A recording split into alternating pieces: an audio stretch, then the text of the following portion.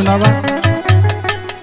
कड़ियो ना दिहले से कड़ियो ना दिहले से कड़ियो ना दिहले रोज ताना मारे बाप भाई तोर भिखारी हो। अरे जी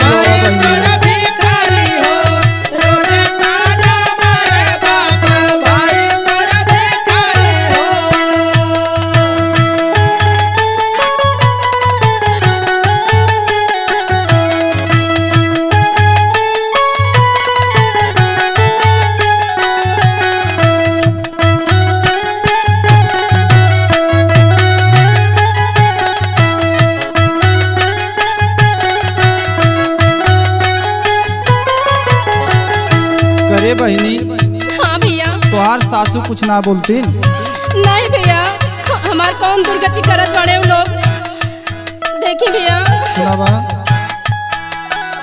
जब जब सासू मोरे करे दूर गतिया यार करे दूर गतिया तब तब याद आवे नैहर मोह तारी हो।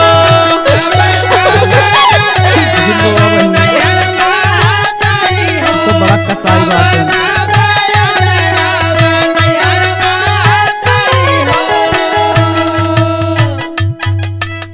अरे हमरे भैया अरे बहिनी भैया अब हम यहाँ ना रह भैया। अरे